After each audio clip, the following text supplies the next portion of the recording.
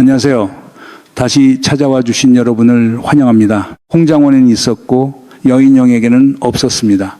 이 한 사람 이름의 차이가 왜 지난 1년 동안 아무도 이렇게 정리를 안 한 걸까요? 12.3, 비상계엄, 그 밤에 체포 명단이 2개 있었어요. 하나는 여인형 방첩사령관의 휴대전화 메모, 다른 하나는 홍장원 국정원 1차장이 그날 밤 11시 6분에 쓴 메모입니다. 근데 2명단이 다릅니다. 방첩사 명단엔 정치인 14명이 있어요.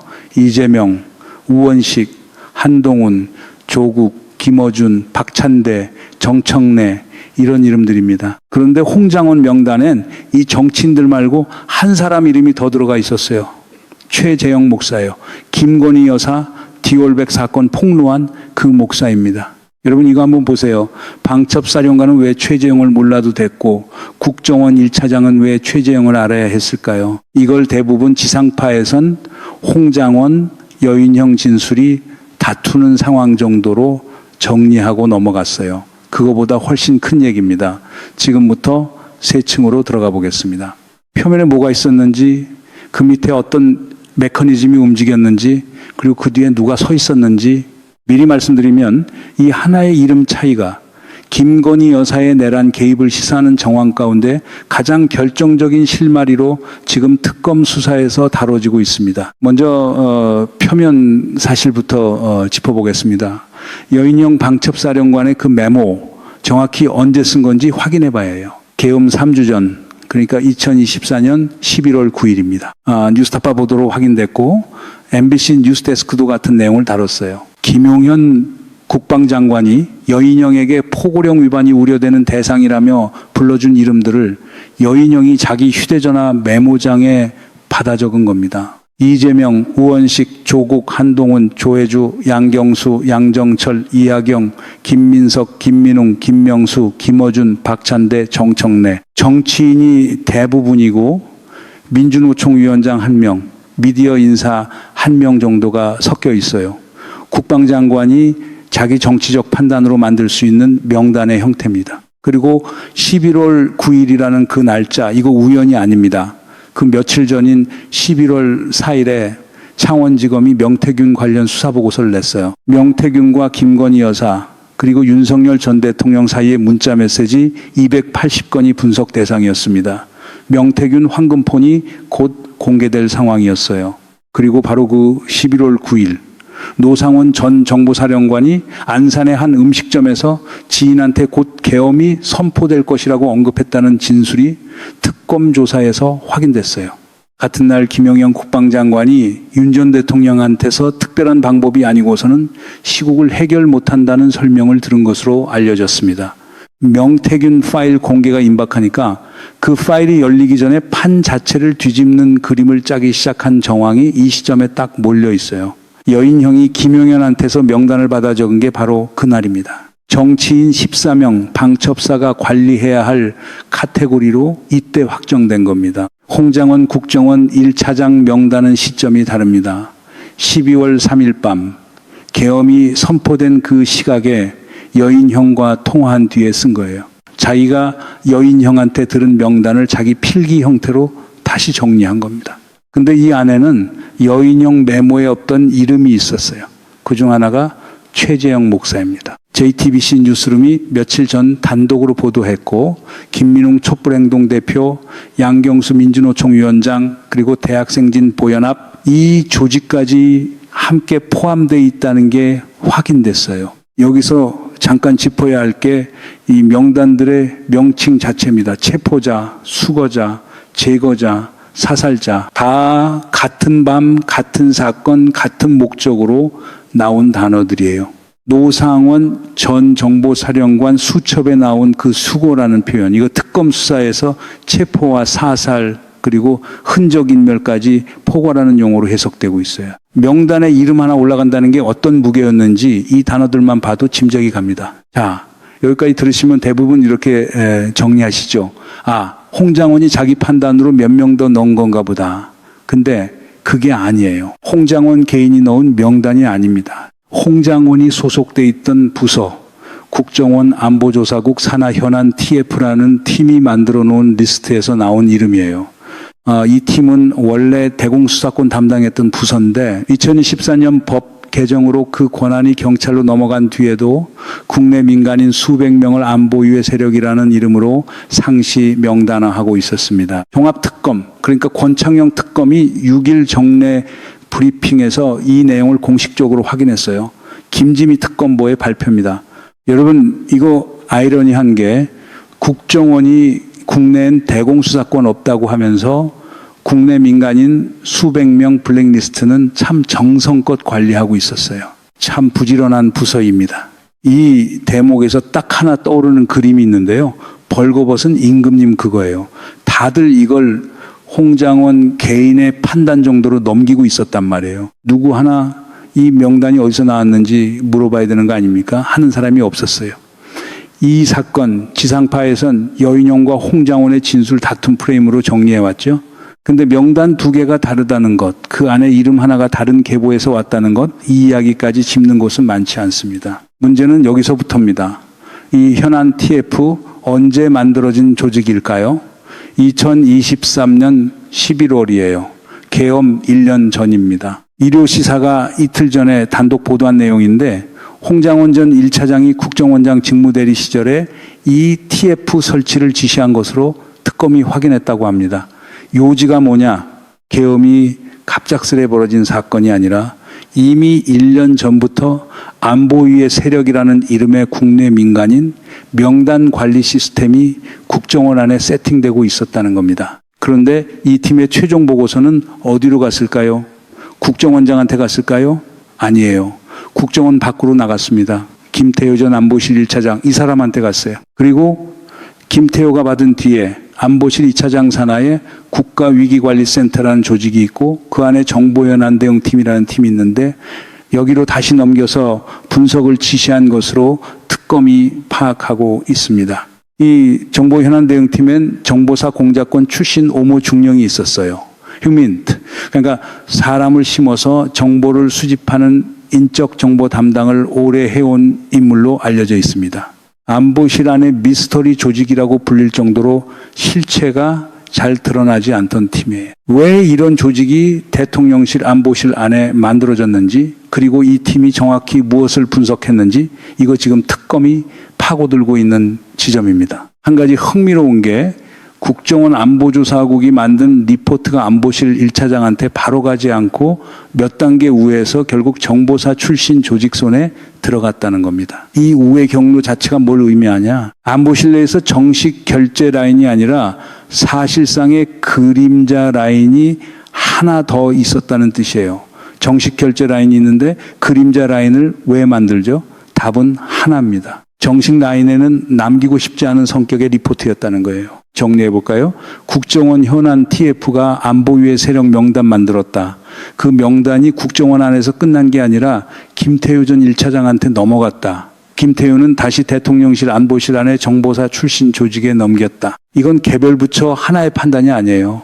대통령실 라인이 관리한 겁니다. 국정원 안보실 대통령실. 이 3중 라인이 명단 하나를 두고 움직이고 있었어요. 이 그림, 서울의 봄, 그 영화 보신 분들은 이 대목에서 어디서 본 듯한 감각이 있으실 겁니다. 표면에는 각각의 지휘관들이 각자 판단으로 움직이는 것처럼 보이지만 실제로는 그 위에 있는 몇 사람의 라인 안에서 모든 게 정리되어 있던 그 구조.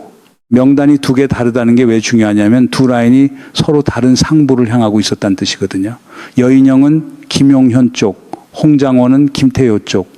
이걸 이제 하나씩 확인할 수 있는 자료들이 특검 손에 들어오고 있는 겁니다. 여기서 결정적인 사건이 하나 있습니다. 김태효 전 안보실 1차장 이틀 전에 구속됐어요.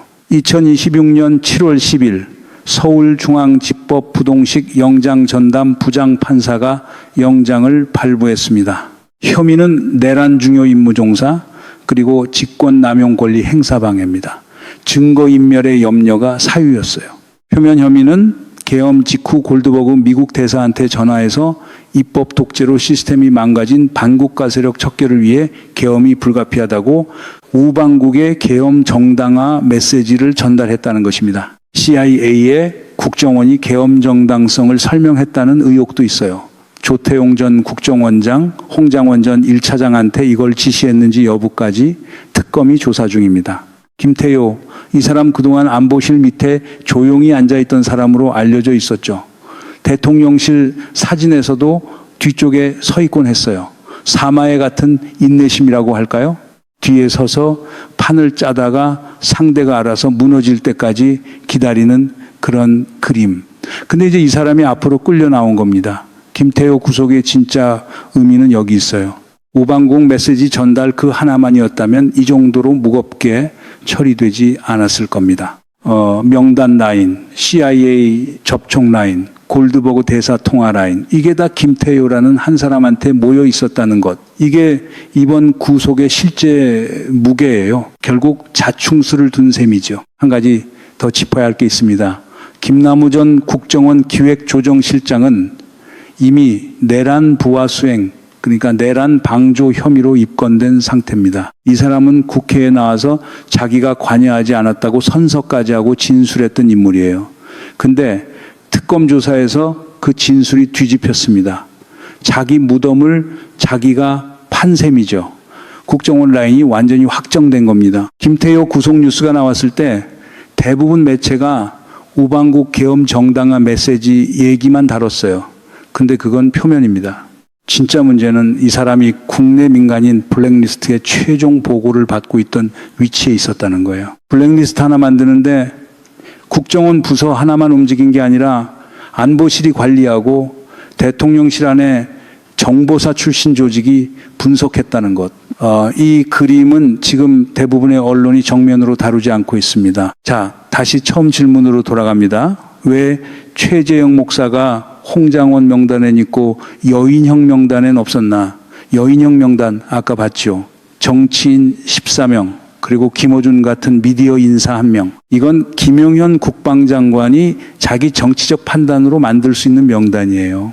이재명 대표, 우원식 국회의장, 조국 전 대표, 이 정도 이름들은 국방장관이 포고령 위반 우려 대상이라고 부를 수 있는 정치적 카테고리 안에 있어요.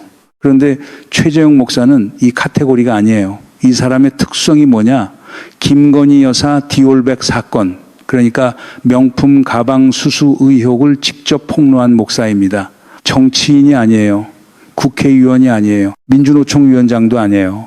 대공수사 대상도 아닙니다. 이 사람 이름이 국정원 안보위의 세력 명단에 들어갈 논리적인 이유가 정치적으로도 안보상으로도 없어요. 국방장관이 디올백 뉴스를 챙겨볼 시간이 어디 있겠습니까? 방첩사가 명품 가방 폭로한 목사 이름을 자기 정치적 관심사로 넣을 이유가 있겠어요. 근데 국정원 명단엔 딱 있어요. 흥미로운 우선순위죠. 이 그림은 콩쥐팥쥐 그 얘기가 딱 떠오르는데요. 정치인 명단에 정치인이 아닌 사람 이름이 끼워 넣어져 있다는 건 원래 그 자리에 있어야 할 사람이 따로 있는데 딴 목적을 가진 누군가가 다른 이름을 그 자리에 끼워 넣었다는 뜻이거든요. 여기서 이미 확인된 정황이 하나 더 있어요. 박성재 전 법무부 장관과 김건희 여사 사이의 텔레그램 메시지 얘기입니다.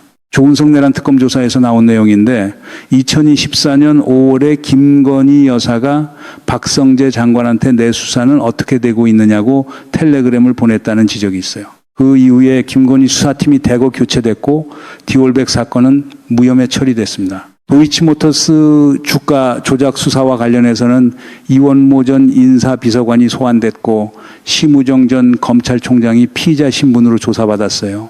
이 모든 라인이 대통령실 안에서 움직였다는 것, 지금 특검이 정리하고 있는 그림입니다. 한 가지 더 봐두셔야 할 게 이 패턴이 처음이 아니라는 점이에요. 김건희 여사 관련 사안에서 문제 제기가 나오면 그 문제 제기를 한 사람이 국가기관의 감시 대상으로 재분류되는 그림이 반복적으로 지적돼 왔어요. 검찰이 수사를 정리하는 라인, 국정원이 명단으로 관리하는 라인, 그리고 안보실이 조정하는 라인. 이 세 개 라인이 서로 다른 방식으로 같은 방향을 향하고 있었다는 지적이 이번 특검 수사에서 하나씩 확인되고 있는 겁니다. 그러면 이제 이 질문을 해봐야 돼요. 국정원 명단에 최재형이 있고 방첩사 명단엔 없다는 게 무슨 뜻이냐? 아니 이게 말이 됩니까? 일반 군인이 디올백을 알 리가 없죠. 방첩사령관이 개인적으로 최재형을 명단에 넣고 싶어 할 이유도 없어요. 그런데 국정원 라인엔 이름이 딱 들어가 있어요. 이 이름이 여기 있는 이유는 단 하나입니다. 정치는 김용현이 넣었고 개인은 김건희 여사가 넣었다는 지적이 지금 특검 안팎에서 나오는 겁니다. 물론 이건 아직 특검이 최종 정리 중인 정황입니다. 김건희 여사가 직접 명단에 이름을 넣으라고 지시했다는 문건이 확보된 단계는 아니에요. 그렇지만 최재형 목사 본인이 이걸 이미 지난해 12월 김건희 특검, 그러니까 민중기 특검에 참고인으로 나가서 진술했습니다. 12월 9일 조사였어요. 뉴스1, 오마이뉴스, 시사저널이 같은 내용을 보도했습니다. 최재형 목사 발언 그대로 옮겨보면 디올백 사건으로 자기가 비상계엄 당시 수거자 명단에 올랐다는 것, 그리고 일반 군인들이 알 수 없는 자기 이름이 그 명단에 올라 있다는 사실이 김건희 여사가 내란에 관여했다는 정황을 가리킨다는 지적을 본인이 직접 했어요. 처음에 제가 물었죠. 왜 최재형은 홍장원 명단엔 있고 여인영 명단에는 없었을까? 사실 그 질문은 조금 틀렸어요. 진짜 질문은 이겁니다. 여인영이 최재형을 몰라도 됐던 이유는 뭐냐? 답은 이제 보입니다. 여인영은 김용현 라인이었어요. 국방장관이 자기 정치적 판단으로 정리한 명단을 받는 위치였습니다. 홍장원은 그와 다른 라인이었어요. 국정원 안보실 대통령실로 이어지는 김태효를 통과해서 그 위로 올라가는 라인이었습니다. 최재형 목사는 국방장관의 관심사가 될 이유가 없었어요. 대통령실 안주인의 관심사였다는 지적이 지금 나오고 있는 겁니다. 노상원 수첩도 여기서 다시 봐야 해요. 이 수첩엔 백령도 작전, 그리고 16명 수거 대상 명단이 적혀 있었어요. 2024년 12월 15일 노상원 거처 압수수색 때 확보된 물건입니다. 노상원은 처음엔 김용현이 불러준 걸 적었다고 진술했다가 계속 진술을 번복해 왔어요. 8월 22일 특검 브리핑에서 본인이 쓴 수첩이라고 인정은 했는데 계엄 이후에 술 마시고 썼다고 새로 주장한 상태입니다. 계엄 이후에 술 취해서 16명 명단을 우연히 적어뒀다. 이거 웃을 일이 아닙니다. 김용현과 김건희 사이엔 이미 통화 기록으로 확인된 소통 라인이 있어요. 김용현, 노상원 라인, 그리고 김건희, 김용현 라인. 이 그림이 노상원 수첩 진술을 통해 또 하나씩 채워지고 있는 겁니다. 정리해 봅시다. 지금 이 밤의 그림은 어디까지 왔을까요? 김태효 구속으로 안보실 라인 확정됐어요. 김남우 입건으로 국정원 라인 확정됐어요. 노상원 수첩과 진술로 김용현 라인 확정됐어요. 여인형 메모로 김용현 방첩사 라인 확정됐어요. 홍장원 명단에 최재형 목사가 있다는 사실로 대통령실 안주인 관여 정황도 지적됐어요. 이 그림에서 정확히 딱 한 사람만 아직 정식으로 기소되지 않고 있습니다. 김건희 여사예요. 최재형 목사가 김건희 특검에 나가서 직접 한 말을 다시 봅시다. 일반 군인이 알 리 없는 자기 이름이 명단에 올랐다는 것 자체가 김건희 여사의 개입을 시사한다는 지적이었어요. 이 발언, 목사 본인의 지적이에요. 이 정황을 특검이 형사 절차 안에서 어떻게 정리할 것인지 이게 지금 남은 문제입니다. 그런데 시간이 부족합니다. 종합특검, 권창영 특검의 수사 기한이 이번 달 24일이 원래 마감이에요. 30일 연장특검법 개정안이 국회에 상정돼 있어서 실제로는 8월 말까지 수사기간이 확보될 걸로 예상됩니다. 근데 이 시간 안에 김건희 여사를 정식 피의자로 전환하고 최소한 명단 관여 정황을 형사 절차 안에 못 박아 놓을 수 있느냐. 이게 지금 특검의 시간표에 걸린 문제예요. 만약 이 시간 안에 정리가 안 되면 사건이 다음 수사 주체, 그러니까 경찰 국수본이나 검찰로 넘어가게 됩니다. 사건이 넘어가면 수사 속도가 확실히 떨어져요. 이건 실제 리스크입니다. 우리가 지난 1년 반 동안 봐온 그 패턴 있잖아요. 김건희 여사 관련 사건들이 검찰 라인으로 갔을 때 어떻게 정리됐는지 도이치모터스 무혐의 처리, 디올백 무혐의 처리 그 흐름이 이미 있습니다. 특검이 지금 정리해 놓지 않으면 결국 같은 구조로 다시 돌아갈 위험이 있어요. 지금 국민의힘 쪽에서는 특검 연장에 반대하는 목소리가 나오고 있죠. 세금 낭비다, 정치보복 수사다 이런 프레임입니다. 근데 이 반대의 시점이 흥미로워요. 김태호가 구속되기 직전에 반대 목소리가 조직적으로 나오기 시작했거든요. 만약 이 수사가 정치 보복 수준이었다면 구속영장이 발부됐을까요? 부동식 판사가 증거인멸의 염려를 사유로 잡았다는 것 자체가 이 수사가 실체를 잡고 있다는 뜻이에요. 이 반대의 진짜 이득이 어디로 가는지 그 라인만 따라가 봐도 그림이 정리됩니다. 김태효 구속으로 문 하나가 열렸습니다. 이 문 뒤에 몇 개의 문이 더 있는지, 그리고 그 마지막 문 앞에 누가 서 있는지 이제 특검이 몇 주 안에 결정해야 합니다. 홍장원 명단에 있고 여인영 명단엔 없었던 그 한 사람 이름, 이 한 이름이 왜 결정적이었는지 이제 그림이 보이시죠? 정치인 명단에 정치인이 아닌 사람이 들어가 있다는 것, 이 하나의 이상함이 이 밤 전체의 구조를 설명해 주는 실마리였습니다. 이 흐름이 특검 수사 기간 안에 어떻게 정리되는지 다음 국면 놓치지 않으시려면 구독과 알림 설정 부탁드립니다. 김건희 여사의 정식 피의자 전환 여부, 그리고 명단 작성 지시자가 누구까지 올라가는지 이제 남은 몇 주 동안 그 답이 결정됩니다.